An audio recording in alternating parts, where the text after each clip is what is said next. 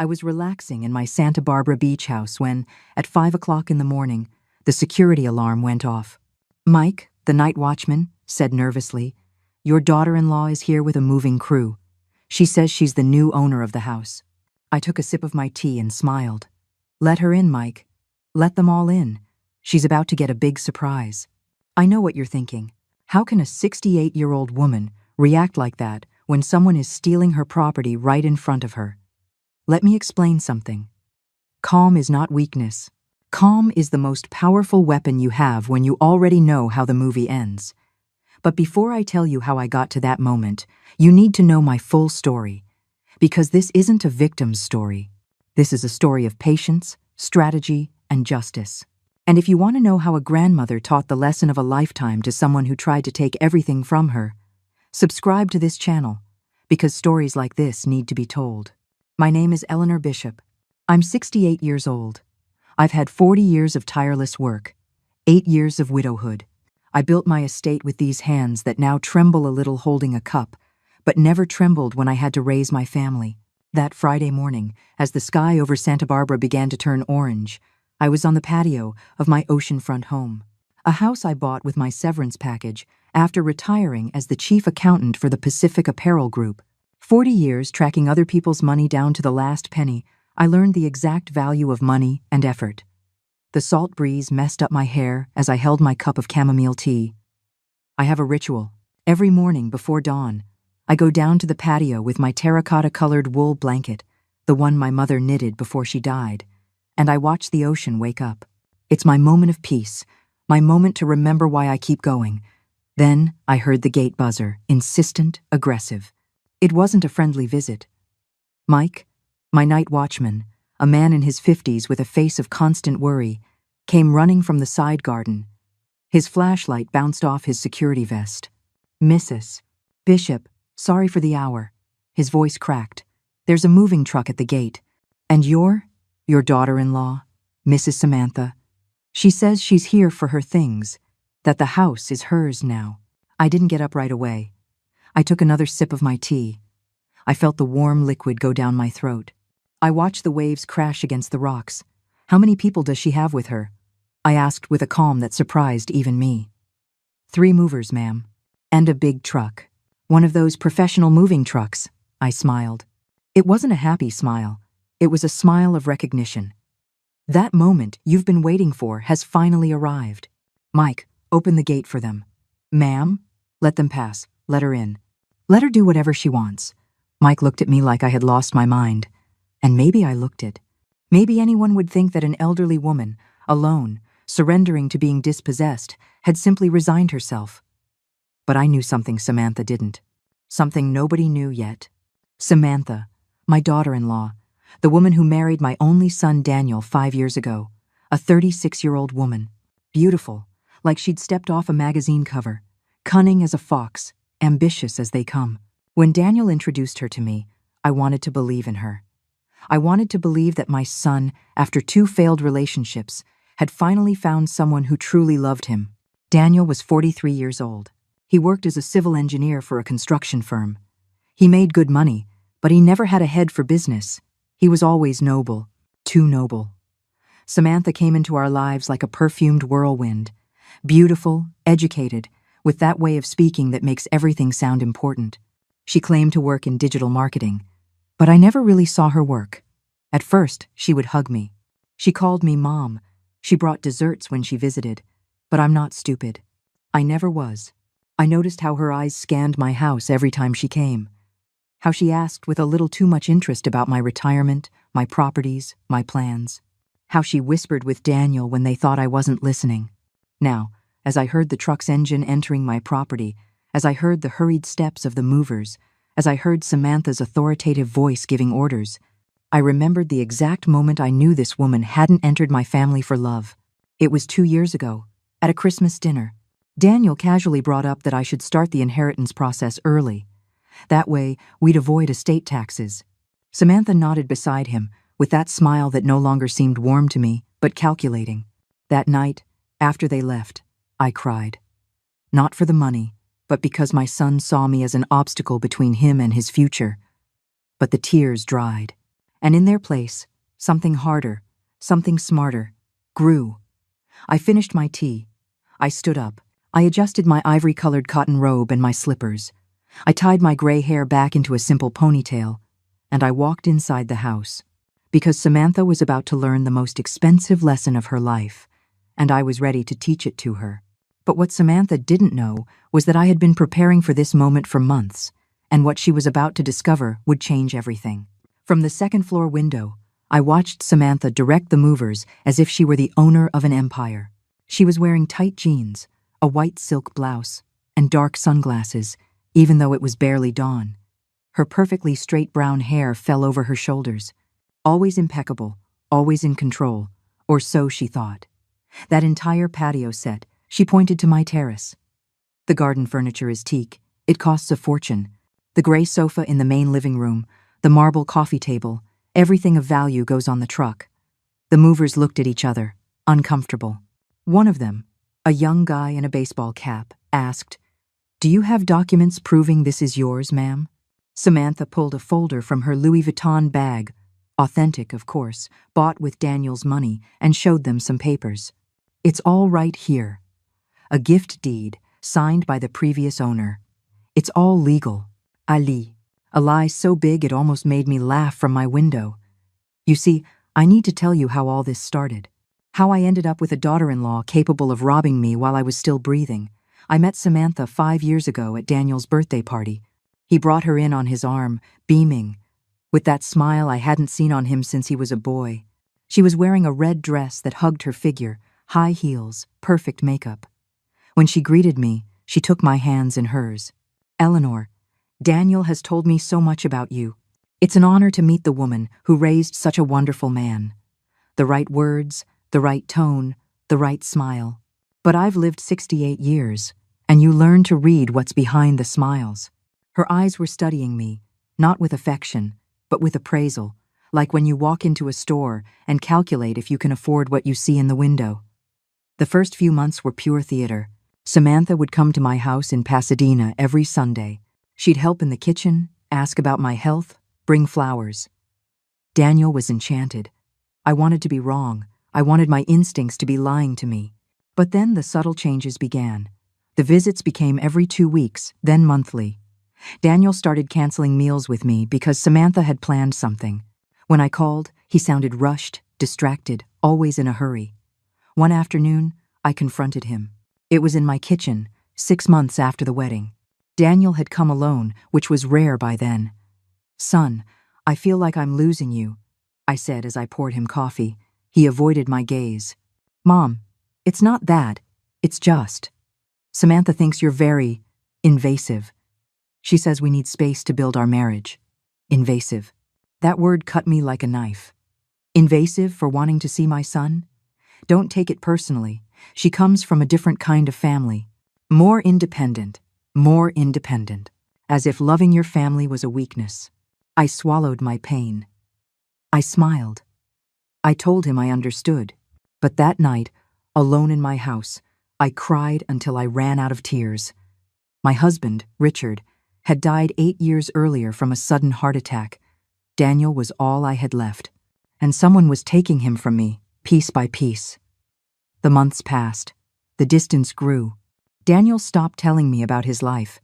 I no longer knew if he was having trouble at work, if he was happy, if he was sleeping well. Samantha had built a wall between us, brick by brick, with soft words and venomous smiles. And then the hints about money began. It was at a family dinner, 2.5 years ago. Daniel and Samantha invited me to an elegant restaurant, the Pacific Club, in Beverly Hills. I thought they wanted to reconcile with me. I arrived with hope in my chest. Samantha ordered expensive wine. Daniel seemed nervous. Halfway through the meal, she dropped the question with a sweet smile. "Eleanor, Daniel told me you have 3 properties. What a blessing, right? It must be complicated to manage all that at your age." At my age, as if the 66 years I had then made me incapable. "I manage them just fine, thank you," I replied curtly. Of course. I was just saying that." "Well, Daniel is your only heir, and with estate taxes so high in California, it would be smarter to gift the properties while you're living. That way, You avoid the government taking half. Daniel stared at his plate. He didn't defend me. He didn't say, now's not the time, or, that's up to my mom. Just complicit silence. My properties are in a living trust, I replied. I am the sole beneficiary while I live. After I pass, they go to Daniel. Everything is in order. Samantha pressed her lips together. Her smile didn't reach her eyes. How organized, although, don't you trust your own son? That question. That damned question that haunted me for months. Because there was the real poison, making me feel guilty for protecting what I had built with 40 years of work, making me feel as if not trusting him enough to hand everything over immediately meant I didn't love my son. From my window, I watched as Samantha now pointed toward my collection of paintings in the living room. Paintings I had bought on my travels, each with a story, with a memory. Those too, anything that has value. One of the movers asked again, "Are you sure the owner authorized this? Because if not, do you want me to call the police and tell them you're obstructing a legal move?" Samantha's voice turned sharp. "Do your job and I'll pay you double." The money. Always the money. That was Samantha. Beautiful on the outside, empty on the inside. And my son, my noble good Daniel, had fallen in love with the wrapping without seeing that the gift was rotten. I took a deep breath. I let her act. I let her get confident. Because every minute that passed, every piece of furniture she ordered loaded, every word she said in front of witnesses was one more piece of evidence. And I had learned something in 40 years of accounting. Numbers don't lie. Documents don't lie. The truth always comes to light when you know where to look. Samantha shouted toward the house. "And check the study. There must be a safe. She probably keeps the deeds and jewelry in there." I smiled, because she had no idea what I really kept in that study. And she was about to find out. But there was something Samantha was completely ignoring. Something that would change her triumphant smile into an expression of absolute panic. I walked down the stairs slowly, without rushing. Each step was a conscious decision. Each step brought me closer to the moment I had been waiting for months. From the foyer, I could see Samantha's back. She was still giving orders, oblivious to my presence. The movers were moving boxes, wrapping lamps, unplugging the big-screen TV Daniel had given me last year for my birthday. Ironic, wasn't it? He gave me that gift. And now his wife was here to steal it. But let me explain what was really at stake here.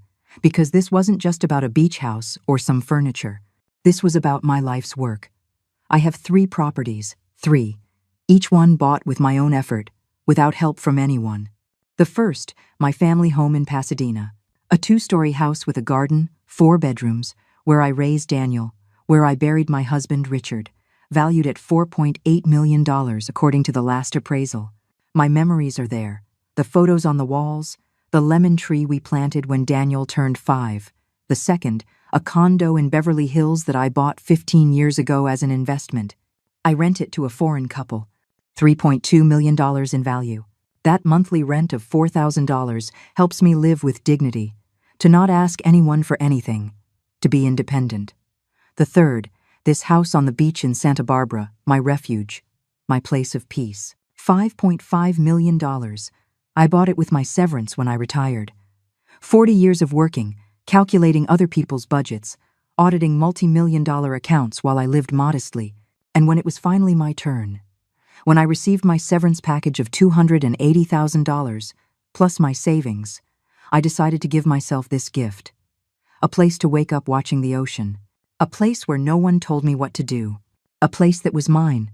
Total assets, $13.5 million, plus savings in the bank, plus investments in mutual funds. Almost $15 million in total. To many, maybe it's not a fortune. But for a woman who started working as an accounting assistant earning $800 a month 40 years ago, who was widowed and had to raise a son alone, who never spent on luxuries, but on education and the future. It was my dignity turned into figures. And Samantha wanted it all. Not part, all. After Richard died, when Daniel was 25 and already working, my lawyer recommended I create a living trust, something to protect my assets, but secure my son's future. Eleanor, Mr. Gregory Hayes told me, a serious man in his 60s who had been Richard's friend, put everything in a trust. You will be the sole beneficiary as long as you live. No one can touch anything. When you pass away, everything automatically goes to Daniel. Clean, legal, without excessive taxes. And that's what I did. I signed the documents. Everything was protected. I could use, sell, rent, or do whatever I wanted with my properties. But no one else could claim them. Not even Daniel. When I explained this to my son, he understood. Or so I thought. Mom, that's perfect. I don't want you to worry about these things. I just want you to live peacefully. Those were his words, 8 years ago, when he was still my Daniel. Before Samantha. Everything changed 6 months ago. It was a Sunday. Daniel and Samantha showed up unannounced at my house in Pasadena. I was in the garden, pruning the roses. Samantha was holding a folder and had an expression that no longer tried to disguise itself as kind. Mom, we need to talk, Daniel said, without even greeting me with a kiss. We sat in the living room. Samantha opened the folder and took out some printed documents. Look, Eleanor, Daniel and I have been researching. If you gift the properties now, while you're alive, the taxes are much lower. And besides, she paused, at your age, wouldn't it be better to simplify? Not have to worry about managing all this? At my age. That phrase again. I don't need to simplify anything. I am perfectly capable. Of course you are, Daniel chimed in, but his voice sounded rehearsed. No one is saying otherwise. It's just, well, Samantha and I want to buy a bigger house. We're thinking about having kids soon. And if we could sell the Beverly Hills condo or get a loan using these properties as collateral. There it was, the naked truth. They wanted my assets as collateral for their plans, for their life, as if my 40 years of work were simply a resource available for their whims. The answer is no. Samantha's mask fell off completely. You don't trust your own son? What kind of mother does that? One who worked every day of her life to have something of her own. One who isn't going to give away her security just because someone asks. Daniel stood up, furious. I had never seen him like that. You're incredibly selfish, Mom. Everything I have I owe to you. But now that I need your support, you turn your back on me. Those words broke me into pieces. My son, my only son, calling me selfish for not handing over everything I had built. Samantha put her hand on Daniel's shoulder. Leave her, honey. I see how it is. She'd rather cling to her things than help her own family. They left, slamming the door. I stayed in that living room, trembling, with a pain in my chest that wasn't physical but hurt more than any illness. That night I cried until dawn. Not for the money, but because I had lost my son. Because Samantha had achieved what she wanted, turning him against me. But when the sun came up, something inside me changed. I stopped crying. I got up. I looked at myself in the mirror. I saw a 68-year-old woman with dark circles and wrinkles. Yes, but I also saw something else. I saw strength. I saw intelligence. I saw 40 years of experience dealing with numbers, with audits, with people who tried to steal or cheat. And I knew I wasn't going to be a victim. That same day, I called Mr. Hayes. I need your help. Someone is going to try to take what's mine. And I need to be prepared. Now, standing in the foyer of my beach house, watching Samantha direct the looting of my belongings, I remembered every step I had taken since that day, every document I had hidden, every recording I had saved, every piece of evidence I had gathered. Samantha finally turned around, saw me standing there in my robe and slippers, and smiled, a victorious smile. Eleanor, what a surprise to see you here. I didn't say anything yet. I just watched her, and in that silence, she made her first mistake of the morning. She thought my silence was surrender. But what she didn't know was that every second that passed, every word she said, was digging her own grave. Samantha walked toward me with that confidence only those who think they've already won possess. Her heels clicked against the hardwood floor. She stopped about 3 feet away from me, crossed her arms, and tilted her head with an expression of false concern. Eleanor, did you sleep well? You look confused. Confused. What a convenient word. I am perfectly clear, Samantha. I see you brought help. She let out a soft, almost maternal laugh. Oh, of course. I know this must be hard for you to process. That's why I came early, to not make you go through a bad time. Remember those papers you signed a month ago? The gift deed. This house is in my name now, legally. She offered me coffee, in my own house, as if she were the hostess and I were the guest. But I need to go back. I need to tell you about that dinner. The dinner that broke me but also woke me up, because that's when I understood just how far this woman was capable of going. It was 3 months ago, a Friday night. Daniel called me. Something unusual by then. His voice sounded almost cheerful.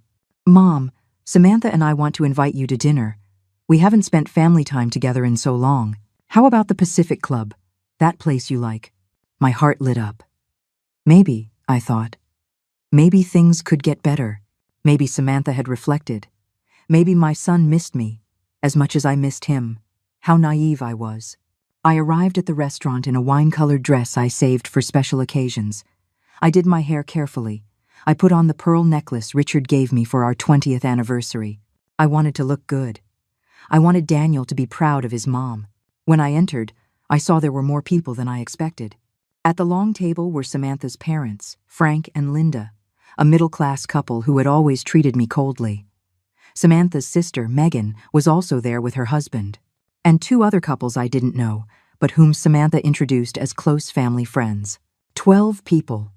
An intimate dinner had turned into an event. Samantha greeted me with a hug that smelled of expensive perfume and falsehood. "Eleanor, so good to see you. Sit here, next to me." She placed me in the middle of the table. Daniel was at the other end, curiously far away, as if I had been placed in the center of a stage. We started dinner. I ordered the chicken piccata, something simple. The others ordered expensive dishes, wines that cost over $200 a bottle. I drank mineral water. The conversation flowed normally. They talked about trips, about business, about gossip, about people I didn't know. I felt out of place, but I tried to smile, to nod, to participate when I could. Then, between the main course and dessert, Samantha raised her glass. "I want to make a toast. To family, to the bonds that unite us." Everyone raised their glasses. I raised my water glass. And also, Samantha looked directly at me. "I want to express my concern for Eleanor." The restaurant didn't fall silent, but our table did. All eyes turned to me. "Concern? I? We've noticed that lately you've been forgetful. You confuse dates, you repeat stories. Sometimes you don't remember conversations we just had." My stomach clenched. What was she talking about? "I don't know what you're referring to." Samantha placed her hand on mine, with that condescending softness adults use with small children. "Don't be embarrassed, please. It's normal at your age. My grandmother started the same way. First, little memory lapses then. Well, you know." Linda, her mother, nodded with feigned sadness. "It's true. Dementia is terrible. My aunt had it. It started exactly like that." "I do not have dementia." My voice trembled, but I tried to keep it steady. Daniel, from the other end, intervened for the first time. "Mom, no one is saying you have it, just that you should get some tests done, as a precaution." Megan, Samantha's sister, added in a syrupy voice. "It's just that we worry about you, Eleanor. A woman alone, managing properties, finances. What if you get confused about something important? You could lose everything." There it was, the real intention. To paint me as incapable, as senile, as someone who needed others to take control of her life. One of Samantha's friends, a man with glasses and a suit, who I later found out was a lawyer, commented almost casually, "In cases like this, the best thing is to establish a legal conservatorship, someone to manage the assets until the person, well, until they recover or other measures are taken." I realized it right then. It was all planned. This dinner wasn't a reconciliation, it was a public ambush, a humiliation designed so that respectable witnesses would see a confused old woman to build a case to justify taking away control of my assets. Samantha continued, addressing the guests. "That's why Daniel and I want to convince her to sign over power of attorney, for her own safety. That way, if something happens, if she gets confused or needs help, we can act quickly." The pitying looks cut right through me. They saw me as a problem, as a stubborn old woman who wouldn't accept her decline. I tried to speak, to defend myself, but my throat was closed. Tears were fighting to get out, and I couldn't let them. Not in front of these people. Not giving them that satisfaction. "I don't need any conservator. I managed to say. I am perfectly fine. Samantha sighed, as if dealing with a capricious child.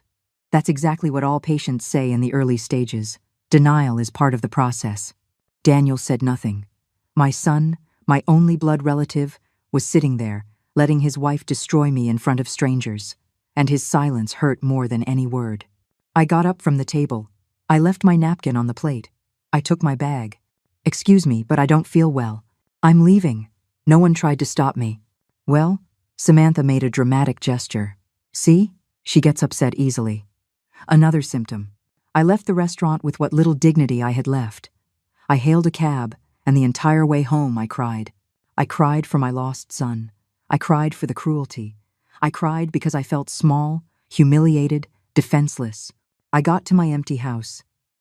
I took off the wine-colored dress and threw it in the back of the closet. I took off the pearls. I looked in the mirror and saw a broken woman. But that night, between the tears and the insomnia, something inside me hardened. I refused to be a victim. I refused to let this woman steal not only my assets, but my dignity, my history, my worth. The next morning, I made 3 calls. First, to Gregory Hayes, my lawyer. Second, to a private investigator, whose name a friend had given me years ago. Third, to my primary care physician, Dr. Evans, to have him run every cognitive test possible and document that I was in full command of my mental faculties. If Samantha wanted a war, she would get one. But it would be a war she wouldn't see coming. Now, standing in my beach house, watching Samantha smile, believing she had won, I remembered every second of that humiliation, and I was filled with an icy calm. Because pain teaches you. And I had learned well. Do you want that coffee, Eleanor?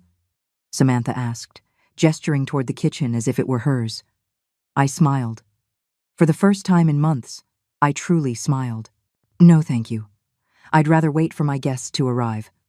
Samantha blinked, confused. What guests? And just then, the gate buzzer rang. The buzzer rang once, twice. Insistent. Samantha looked toward the door, then at me. For the first time that morning, I saw a shadow of doubt cross her face. Who else is coming at this hour? I didn't answer. I just walked toward the entryway with slow, deliberate steps. Mike had already opened the gate. I heard a car engine, then another. Footsteps approaching.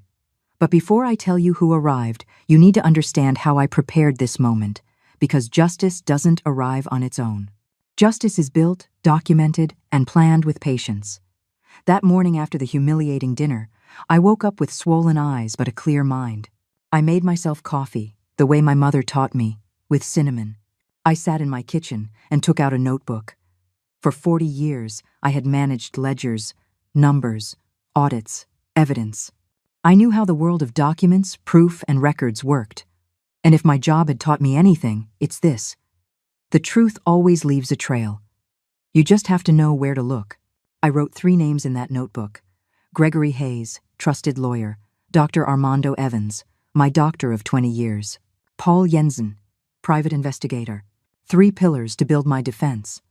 Mr. Hayes came to my house that same Monday. He's 68, like me, with perfectly combed gray hair, always in an impeccable suit.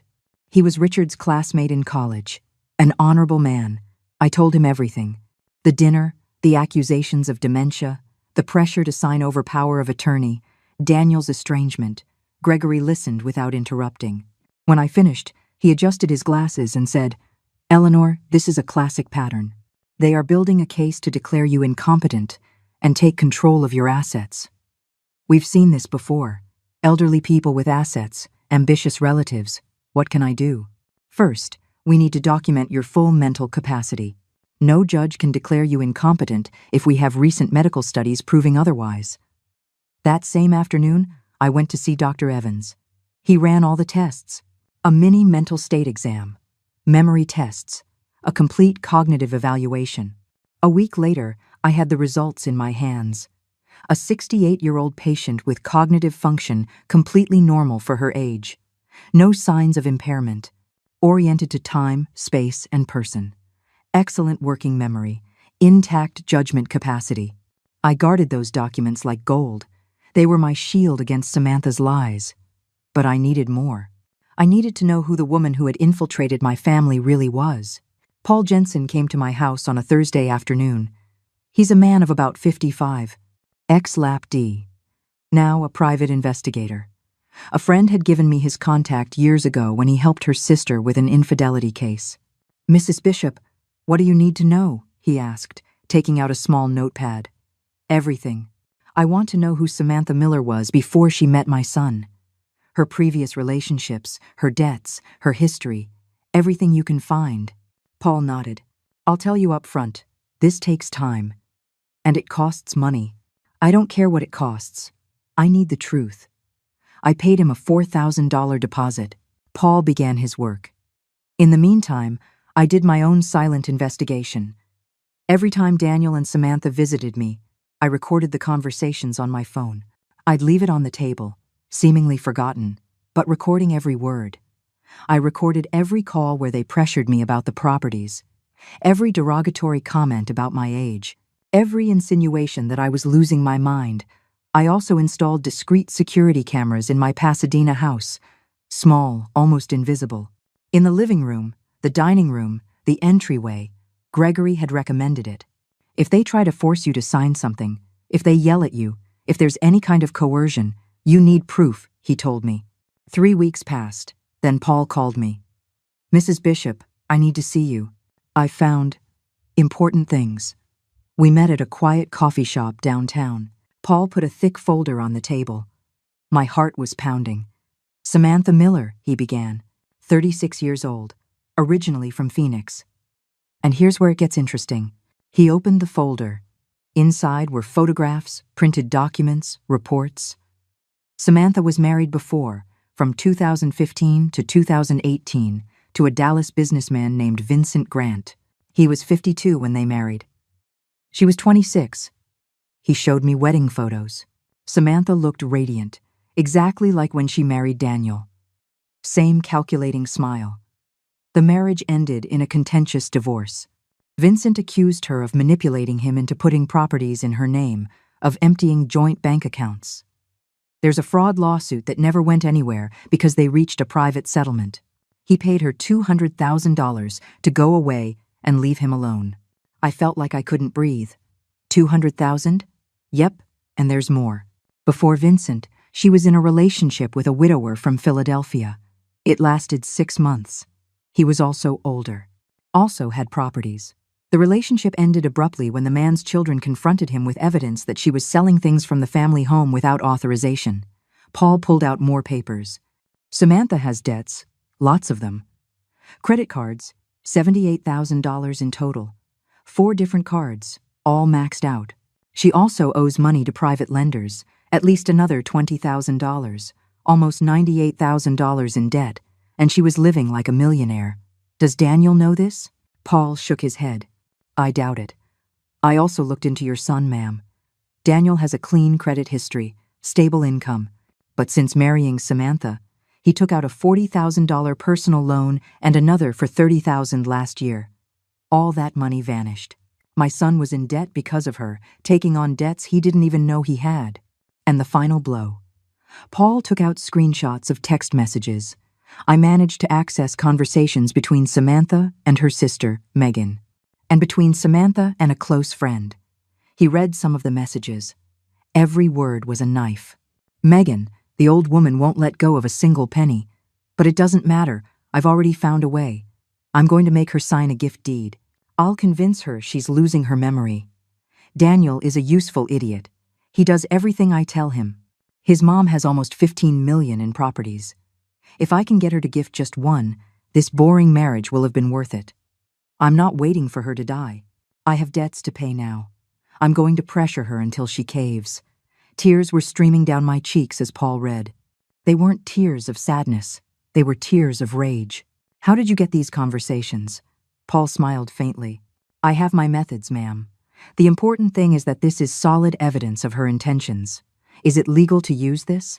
In a civil trial for fraud or coercion, yes, it can be used. It wasn't obtained through illegal wiretapping. It was. Let's just say a source close to Samantha shared them with me. I didn't ask any more questions. I didn't want to know. I took all that information to Gregory. We sat in his office and reviewed every document, every conversation, every piece of evidence. "Eleanor, you have a solid case," he said. "If Samantha tries anything, if she pressures you to sign, if she tries to have you declared incompetent, we have what we need to defend you. But more than that, we have what we need to counter Sue. What do you suggest?" Gregory leaned back in his chair. "We wait. Let her make her move. The more confident she gets, the more mistakes she'll make. And when she makes the definitive mistake, we act." And so, I waited. Weeks, a hunter's patience, until 1 month ago, Samantha made the move I was waiting for. She came to my house with a man she introduced as Mr. Peterson, a specialist in notary matters. They brought updated trust documents, very professional-looking papers, with seals, with complicated legal language. "We just need your signature here, Eleanor. It's to update the beneficiaries. For your protection." The cameras were recording everything. I read every line carefully, and what I saw froze my blood. It wasn't an update. It was a direct donation of the Santa Barbara house to Samantha Miller, drafted to look legal, but full of hidden defects. I signed. Yes, I signed. But as I finished, I took a photo of the so-called Mr. Peterson's ID. That same afternoon, Gregory investigated. It turned out Mr. Peterson's real name was Hector Peterson. He had been a lawyer until 2021, when the state bar revoked his license for forgery in an inheritance case. Disbarred for 3 years, he couldn't legally practice. The documents he had me sign had no validity. They were decorated paper. Worse, it was a crime. Fraud, forgery of public documents, practicing law without a license. "Eleanor, we can proceed immediately," Gregory said. "With this, we can put her in jail." "No," I replied, with a calm that surprised me. "Not yet. Let her get more confident. I want her to make her biggest mistake, to expose herself completely, so she has no way to deny it. Are you sure? The more time passes, the more complicated it could get. I'm sure. I know this woman. She's not going to be satisfied with just having the papers. She's going to want the house. She's going to want to come and take possession. And when she does, we'll catch her red-handed." And now, watching my real guests arrive at the door of my beach house, I knew that moment had come. Samantha was about to find out that the mouse she thought she had caught was, in fact, the cat. The door opened, and in they walked, one after another, the pieces of my strategy. First, Mr. Gregory Hayes, with his leather briefcase and that serious expression that commanded respect. Behind him, Paul Jensen, the investigator, carrying a box of files. And finally, 2 people who made the color drain completely from Samantha's face. Agents from the district attorney's office, a woman and a man, both with official IDs hanging from their necks. Samantha took a step back. The movers stopped moving furniture. The silence was instantaneous. "What? What is this?" Samantha stammered.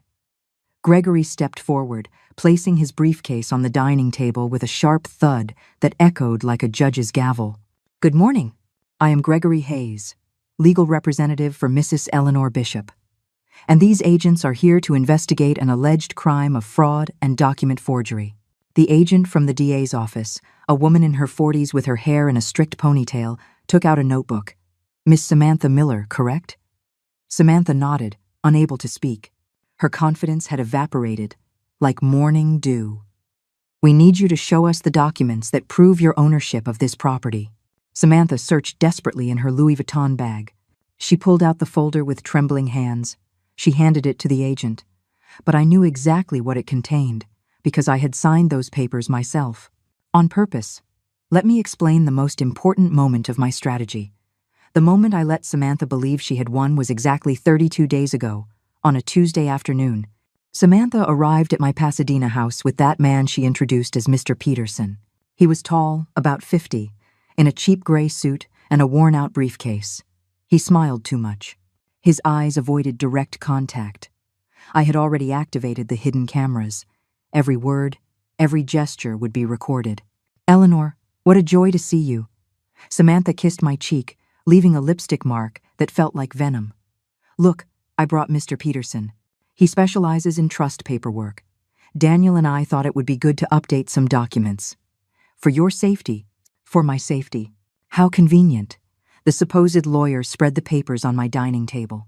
Documents with apparently official seals, with dense legal language, with those long paragraphs that make people just look for the signature line and get it over with.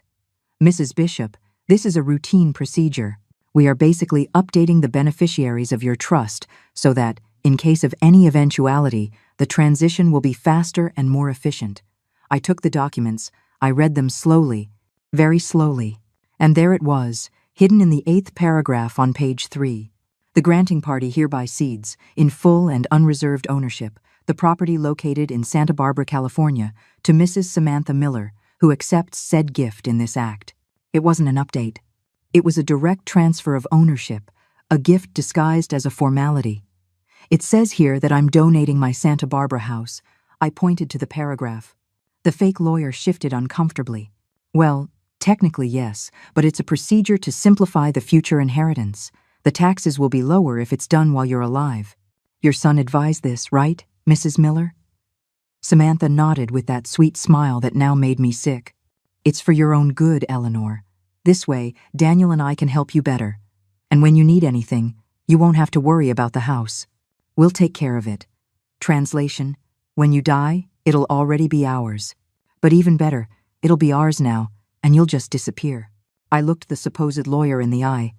May I see your bar license? He turned pale. He fumbled in his briefcase. Ah, yes, of course, here it is. He showed me an ID. I picked up my phone, as if I needed my reading glasses to see better, and discreetly took a picture of it. I also photographed his driver's license, which I glimpsed in his open wallet. Everything seems to be in order, I said with the voice of a tired old woman, the role they wanted me to play. I signed every page, every initial, every signature. Samantha could barely contain her excitement. Her eyes were shining. The fake lawyer quickly gathered the documents. Perfect. In a few days you'll have your certified copy, and the new deed will arrive in about 3 weeks. They left in a hurry. Samantha kissed my forehead as if I were a good girl who had just finished her homework. Thank you, Eleanor. You'll see, this is for the best. As soon as I closed the door, I called Gregory. She fell into the trap. I have everything recorded. That same afternoon, Gregory investigated the so-called Mr. Peterson. His real name was Hector Peterson. He had been a lawyer until 2021, when the bar revoked his license for forging documents in an inheritance case. Disbarred for 3 years. He couldn't legally practice. The documents he had me sign were worthless. They were just decorated paper. Worse, it was a crime. Fraud, forgery, practicing law without a license. Eleanor, we can proceed immediately, Gregory said. With this, we can put her in jail. No, I replied with a calm that surprised me. Not yet. Let her get more confident. I want her to make her biggest mistake, to expose herself completely, so she has no way to deny it. Are you sure? I'm sure. I know this woman. She's not going to be satisfied with just having the papers. She's going to want the house. She's going to want to come and take possession. And when she does, we'll catch her red-handed. And I was right. 3 weeks later, the fake documents arrived by courier to my Pasadena house.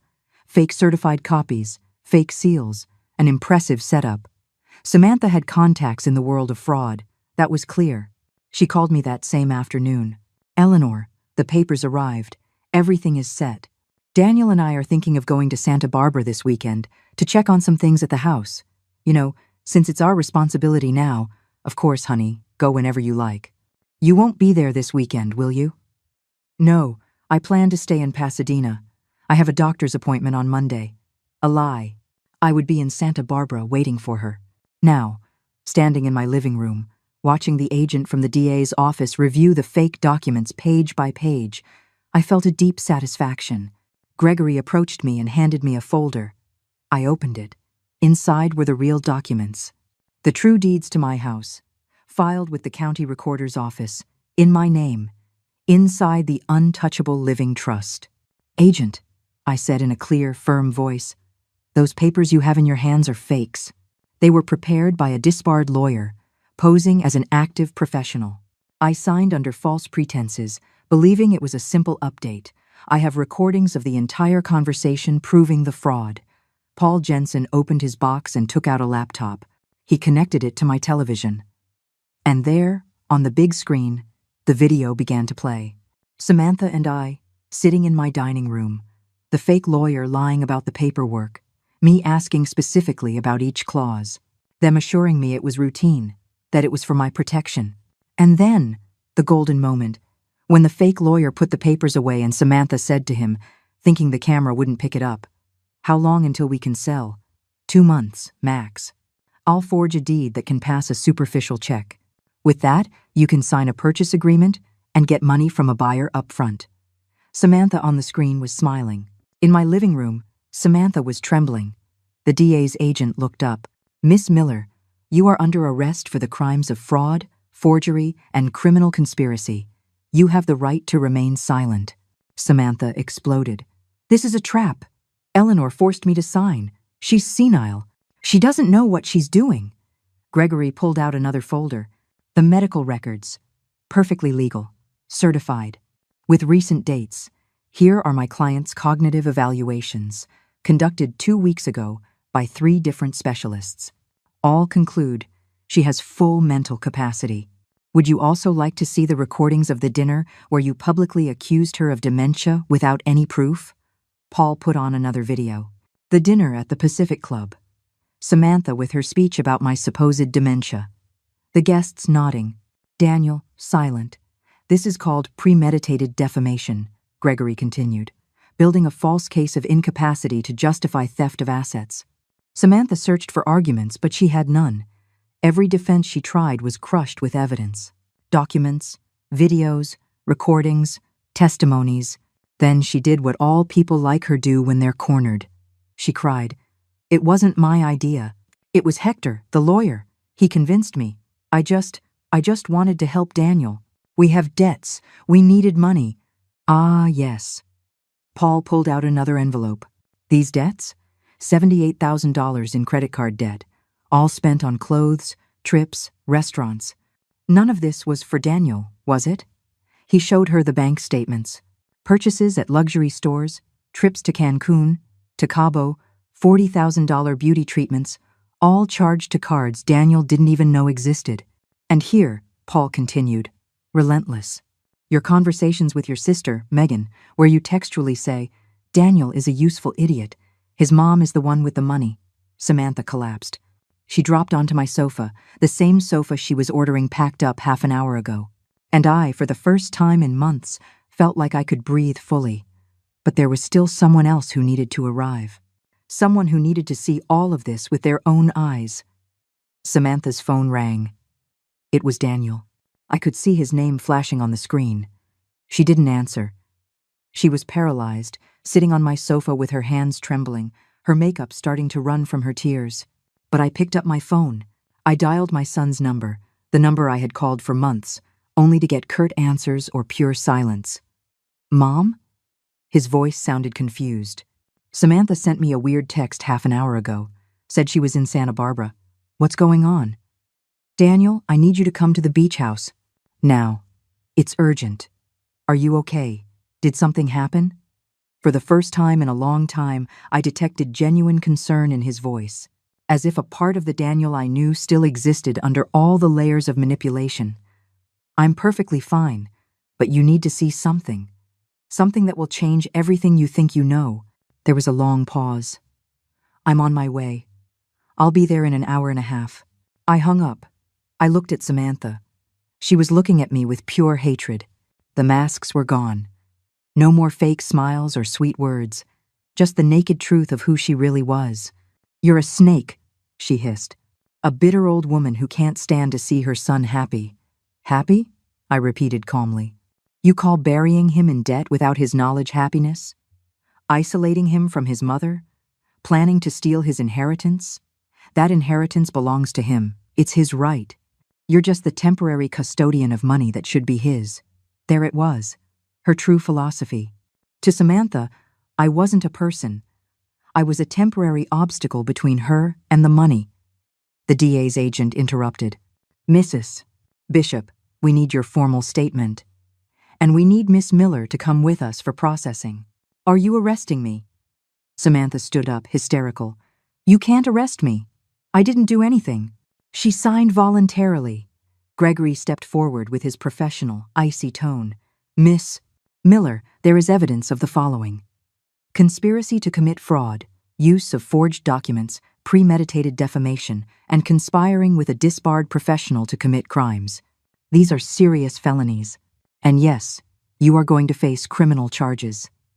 Samantha turned to me, desperate, changing her strategy like a chameleon. Eleanor, please, think about it. I'm your son's wife. If you put me in jail, you'll destroy Daniel. Is that what you want? To destroy your own son? That question, that final manipulation attempt. I walked closer to her. I looked her directly in the eyes, and I spoke with a voice I didn't recognize as my own because it was stronger than it had been in months. You already destroyed my son. You turned him into someone I don't recognize. Someone who yells at his mother, who calls her selfish, who allows her to be humiliated in public. You put him in debt. You isolated him. You manipulated him. I'm not going to destroy Daniel. I'm going to save him from you. The words hung in the air. Samantha had no reply. The movers, who had been paralyzed this whole time, began unloading the furniture back into the house. One of them, the young guy with the baseball cap, approached me. Ma'am, we're so sorry. We didn't know this was a theft. She told us it was a legal move. She showed us papers. It's all right, son. You were just doing your job. You're not responsible for any of this. The three movers worked quickly, returning every object to its place. My living room was my living room again. My patio was my patio again. My house was my house again. Meanwhile, Paul Jensen prepared all the evidence in chronological order. Documents in labeled folders, USB drives with the recordings, certified copies of everything. Mrs. Bishop, he said, this is more than enough not only to defend you, but to countersue. You could demand compensation for moral damages, for defamation, for the stress caused. I shook my head. I don't want her money. I never wanted money. I just want my dignity back. And I want my son to wake up. An hour passed. Then another. The sun was high in the sky. The sea breeze came through the open windows. I had made coffee for everyone. The agents took notes. Gregory reviewed documents. Paul organized evidence. And Samantha waited, guarded in silence. Her phone wouldn't stop ringing. Daniel calling over and over. Finally, we heard a car engine brake sharply in front of the house. Hurried footsteps, the door opening. Daniel burst in like a hurricane. His hair was messy, his shirt wrinkled as if he'd thrown it on in a hurry. He looked for Samantha. He found her. Then he saw me. What is going on here? Mom, why are there cops? Why? He stopped as he took in the full scene. The agents from the DA's office. Gregory with his briefcase. Paul with his laptop open. The movers finishing up with the furniture. Someone explain to me what the hell is going on, he demanded. Samantha got up from the sofa and ran to him, hugging him, crying. Daniel, your mother is accusing me of horrible things. They want to arrest me. Help me, please. Daniel looked at me over Samantha's head, confused, waiting for me to say this was all a misunderstanding. But it wasn't, Daniel. My voice came out softer than I expected. You need to sit down. There are things you need to see. Things you need to know about the woman you married. What are you talking about? Samantha told me you signed a gift deed, that the house was for us. Did you change your mind? Son, I never gifted anything. I was tricked. Your wife and a fake lawyer had me sign fraudulent documents, and that's just the beginning. Daniel shook his head, incredulous. No, Mom, you're confused. Samantha wouldn't do that. Confused?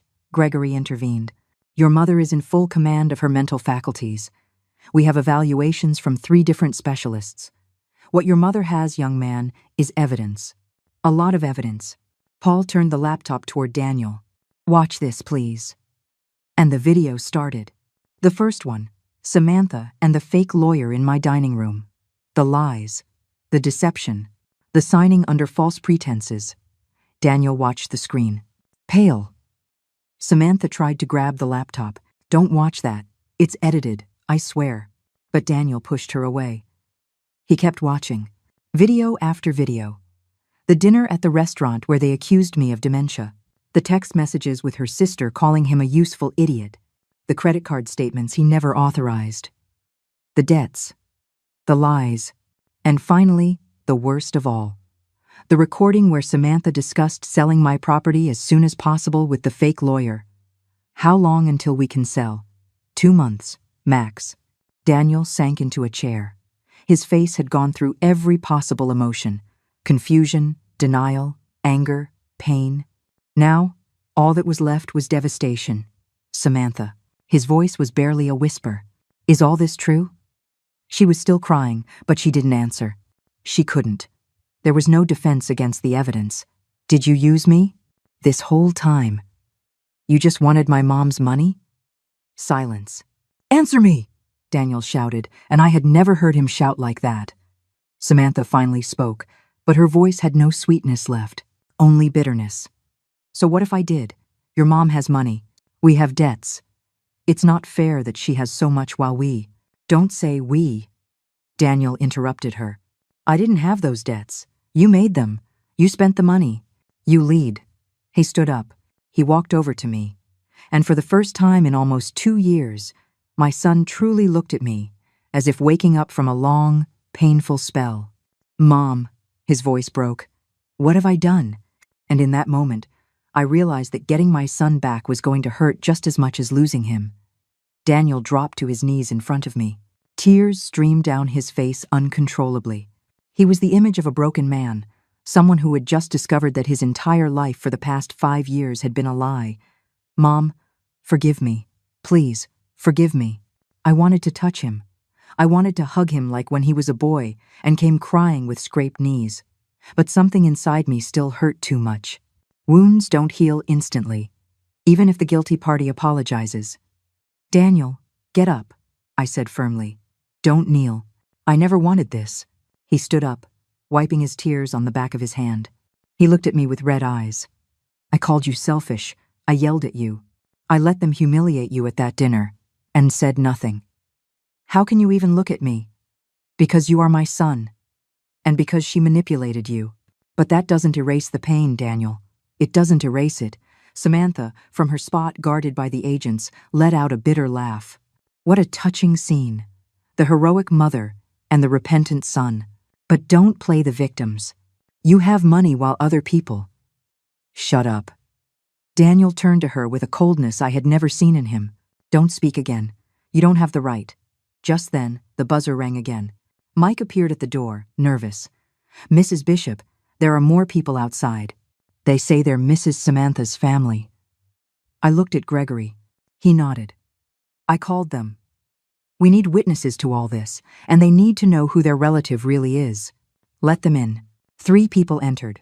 I immediately recognized Linda, Samantha's mother, a woman in her 60s with dyed mahogany hair and a perpetually worried expression.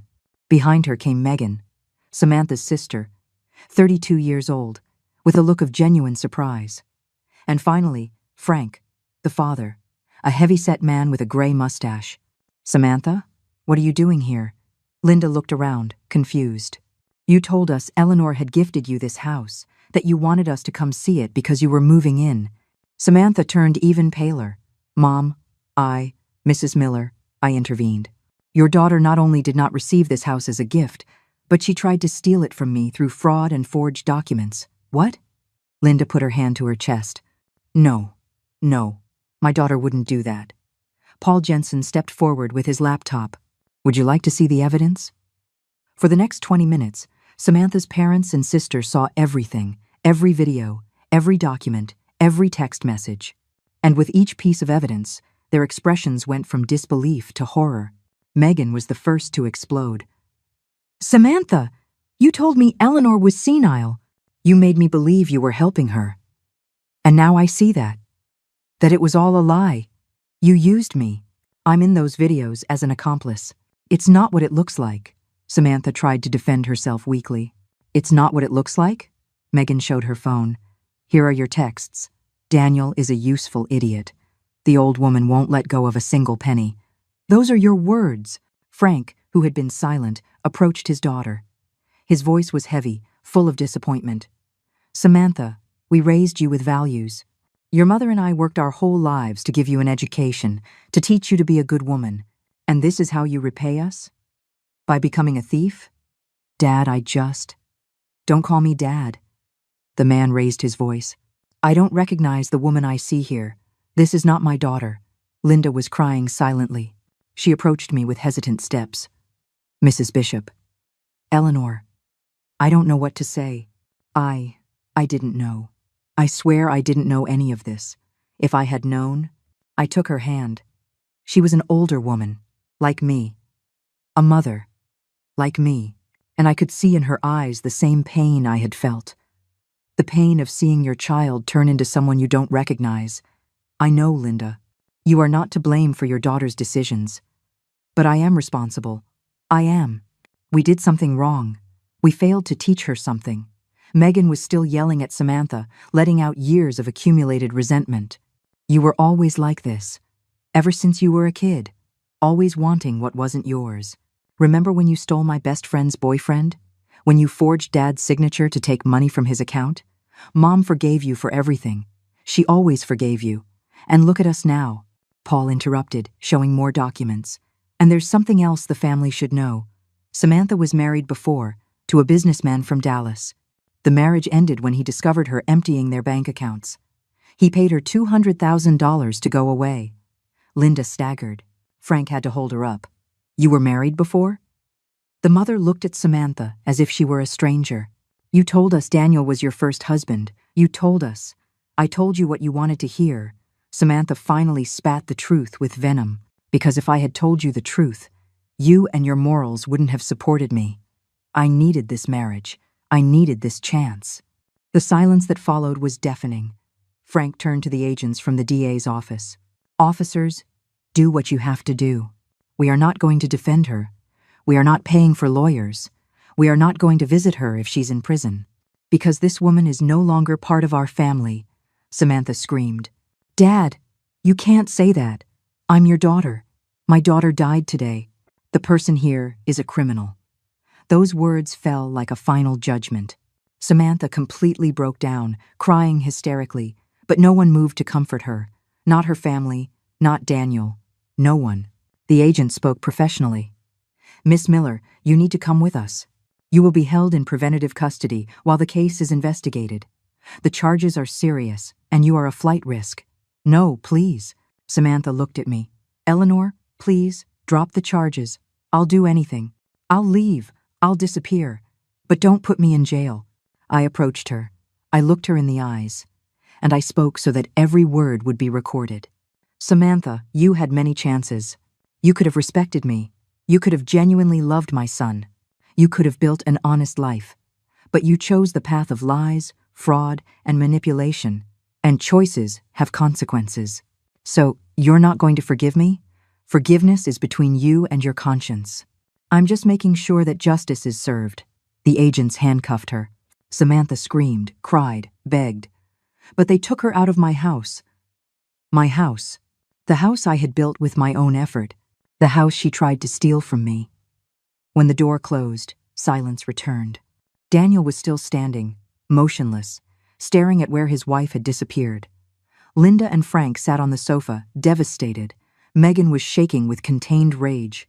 Gregory put his hand on my shoulder. Eleanor, that was very brave. Not many people dare to go this far. It wasn't bravery. It was necessity. The necessity for dignity. Daniel approached me again. This time he didn't kneel. He stood in front of me, shoulders slumped, with the posture of someone who has lost everything. Mom, I know I have no right to ask you for anything, but is there any way to fix this? Any way for us to go back? I didn't let him finish. Daniel, the road back is long. It's not fixed with an apology. It's fixed with actions, with time, with proving that you've really changed. I'll do whatever it takes. Then start with this. Get therapy. See a psychologist who can help you understand how you got here, how you let yourself be manipulated. Work on yourself, and when you're ready, when you've really done that internal work, then we'll talk. He nodded, the tears returning. I love you, Mom. I never stopped loving you. I got lost. I know, son. I know. But I still had to make the hardest decision. What to do with all of this, because revenge was never my goal, justice was. Daniel stood in front of me, trembling, not from the cold, but from something deeper. From the weight of understanding that he had been blind for years, that he had traded his mother for an illusion. Linda broke the silence from the sofa. Eleanor, my husband and I want to pay you something. For the damages, for the suffering our daughter caused you. We don't have much, but I raised my hand, stopping her. I don't want your money, Linda. You are not to blame for the decisions of a grown woman. Keep your savings. You're going to need them more than I do. Frank stood up with difficulty, as if his legs could barely hold him. My wife is right. We did something wrong. Samantha was always different. Even as a child, she lied easily, manipulated situations to get her way. We thought she would mature. That marriage would change her. Marriage doesn't change anyone, I said softly. It just reveals who they really are. Megan, the sister, was still standing by the window, looking at the ocean. She spoke without turning. I knew something was wrong. I knew it when Samantha showed me pictures of this house and said it would be hers soon. But when I asked her how, she got angry. She told me to stop meddling in her life. And her voice broke. I preferred not to see. I preferred not to ask uncomfortable questions. She turned to me with tears in her eyes. I'm in those videos. At that horrible dinner where we let her humiliate you. I laughed. I nodded when she said you were losing your memory. And I did it because Samantha has always been convincing. She always knew how to make people believe what she wanted. You're not the first person to fall under a manipulator's spell, I told her. And you won't be the last. Daniel had been quiet, but now he spoke with a hoarse voice, as if every word caused him physical pain. I need to say something. I need everyone to hear this. He stood in the center of the living room. We all looked at him. Samantha manipulated me. That's true, but I let her do it. I chose to believe her when she told me my mom was controlling. I chose not to question when we started going into debt. I chose to stay silent at that dinner when they humiliated her. Tears streamed freely down his face. And do you know why I did it? Because it was easier. It was easier to have a wife who told me what to think, what to feel, what to do. It was easier to blame my mom for being complicated than to admit that I was a coward. Daniel, don't say that, I tried to interrupt. No, Mom. I have to say it. I was a coward. When my dad died, you took care of everything. The funeral, the debts, supporting me while I finished college. I never had to be truly strong because you were strong for both of us. And when Samantha showed up, she became another person making decisions for me.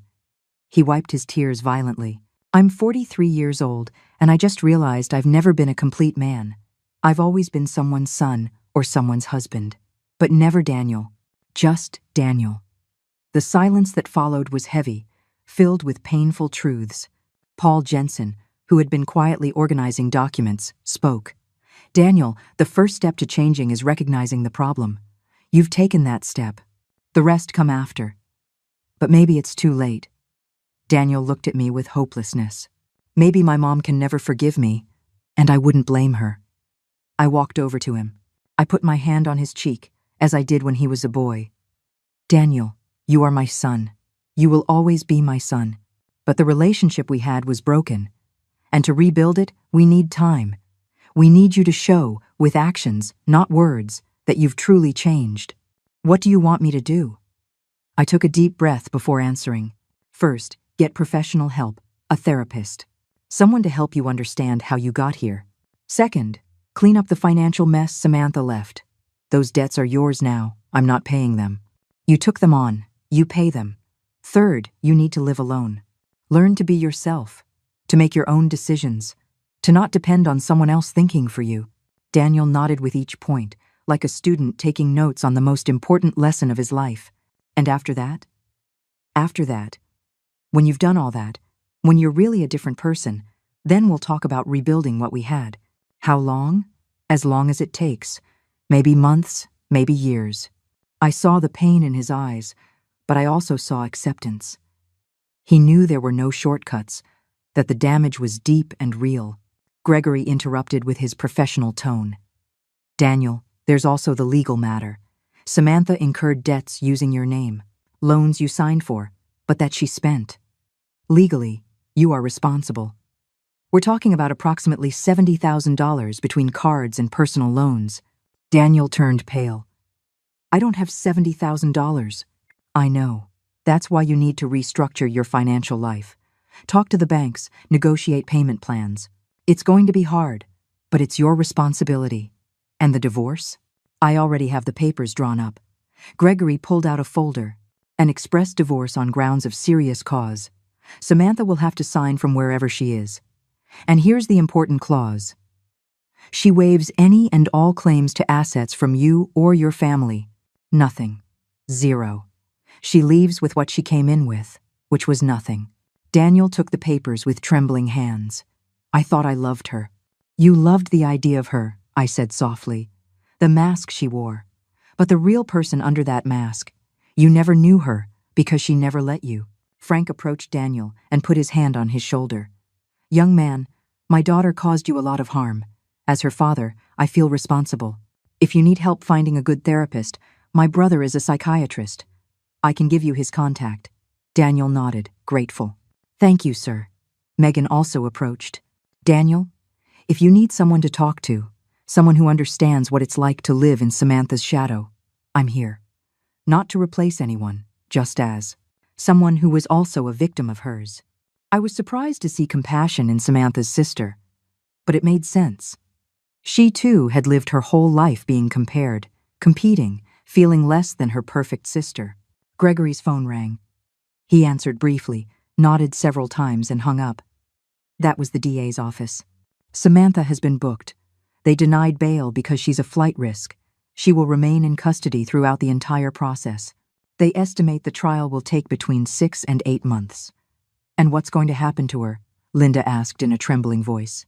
If everything is proven and with the evidence we have, it will be she's looking at 3 to 7 years in prison. Fraud, forgery, criminal conspiracy. These are serious felonies. Linda covered her face with her hands. Frank held her, but he too was crying silently. Seeing these parents suffer broke my heart. They hadn't done anything wrong. They just had the bad luck of raising someone born without a moral compass. Sir, ma'am, I said to them, you are welcome to stay in touch with me if you need to. I know this is difficult. Losing a child, even to their own decisions, hurts just the same. Linda looked at me through her tears. Why are you being so kind to us? Because I'm a mother. And I understand the pain of loving someone who disappoints you. I understand what it's like to not recognize the person you raised. Those words resonated in the room. Daniel sobbed. Frank pressed his lips together. We all understood in that moment that we were, in different ways, victims of the same person. Paul began packing his equipment. Mrs. Bishop, my work here is complete. All the evidence is backed up on 3 USB drives. One for you, one for Mr. Hayes, and one for the DA's office. The files are also in the cloud, password protected. Thank you, Paul. Your work was impeccable. I just did what you hired me to do. Find the truth. The movers had already finished putting all the furniture back. They approached timidly. Ma'am, everything's back in its place. Do you need anything else? I gave them a generous tip. They weren't at fault for any of this. When they left, it was just Daniel, Samantha's family, Gregory, Paul, and me. Daniel approached me one last time. Mom, I'm going to go. I need to process all this. But before he left, he took a keychain from his pocket. This is from the house we shared, Samantha and I. I'm going to move out. I'm going to find something smaller, cheaper, something I can afford on my own. And when I'm settled, I'll let you know. In case someday you want to visit. I took the keychain. It had a small St. Christopher medal that I had given him when he first moved out of my house. You keep St. Christopher. I think you need him more than I do. Daniel put it back in his pocket. He gave me a hug. A desperate hug, like someone saying goodbye without knowing when they'll see you again. I love you, Mom. Never forget that. I love you too, son. That's why I let you learn this lesson. And as I watched him leave, shoulders slumped but his gaze a little clearer, I knew the hardest part was just beginning. Forgiveness. 3 months later, I woke up in my beach house to the sound of waves crashing on the shore. The same patio, the same ocean, the same salt breeze. But something had changed. I had changed. I made my chamomile tea and went out with my terracotta wool blanket. The sun was just beginning to paint the sky orange and pink. I sat in my favorite chair and took a deep breath. It had been an intense 3 months. 3 months of legal statements, of testimonies, of signatures and documents. 3 months of sleepless nights, of painful memories, of healing wounds I thought would never close. Samantha's trial had moved quickly. With all the evidence we presented, her defense attorney could barely do anything. She pleaded guilty to get a reduced sentence. 5 years in prison, not half of what she deserved. But it was something. Daniel had kept his word. He moved into a small apartment in a modest neighborhood, 2 bedrooms, simple. Nothing fancy. He sent me pictures. It was almost empty, barely the necessities. Starting from scratch, his text read, he found a therapist, Dr. Velasco, Frank's brother. He sent me updates every 2 weeks. Not details of the sessions, just so I'd know he was still going. Session 6, completed. Learning a lot about myself. He was also paying his debts. He had negotiated with the banks, monthly payments that consumed almost half his salary. He was living modestly, no luxuries, no excess. He had tried to visit me twice. Both times I told him not yet, that I needed more time, and he accepted it without complaint. I understand, Mom. When you're ready, I'll be here. Samantha's family had become something unexpected. Allies. Linda called me every week. We talked about simple things. Recipes, the weather, TV shows. We never mentioned Samantha.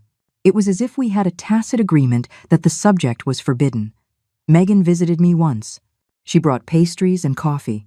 We sat on this same patio. Thank you for not hating us, she said. Many people in your place would have cut off all contact with the whole family. You are not Samantha.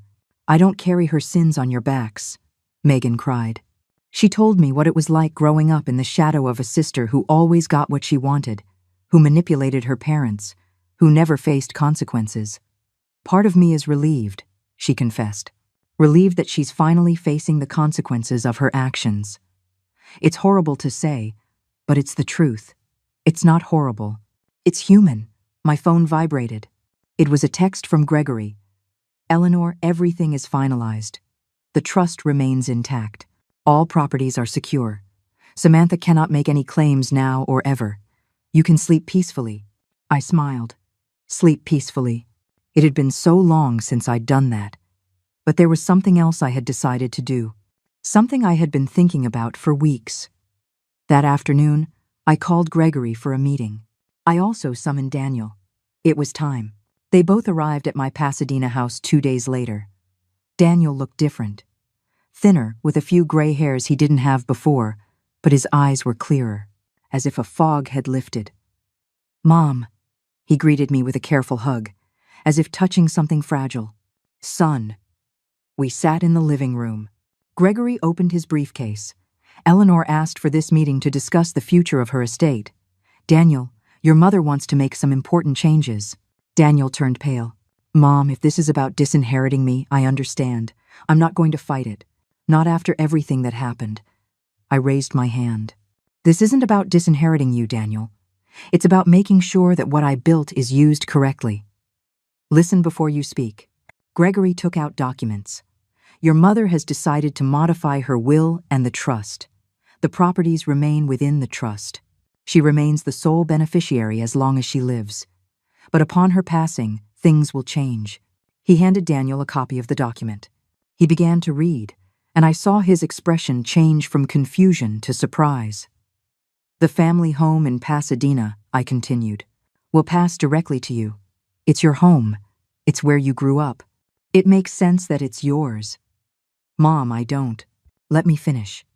The Beverly Hills condo will be sold upon my death. The money from that sale, approximately $3.2 million, will be divided into 2 parts. 1 half for you. The other half will go to a foundation I'm creating. A foundation? Gregory stepped in. The Eleanor Bishop Foundation, for the financial protection of senior citizens. It will help elderly people facing financial abuse from family members. Free legal advice. Psychological support. Temporary shelter if needed. Daniel looked at me with tears in his eyes. Mom, that's beautiful. It's necessary. Because I discovered my case isn't unique.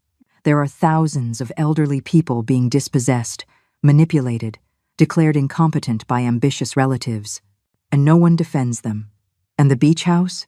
Daniel asked. This house, I touched the table gently, will also be sold. The entire amount, $5.5 million, will go to the foundation, so it has enough resources to operate for years. But that means I'll only inherit the Pasadena house and $1.6 million. Correct.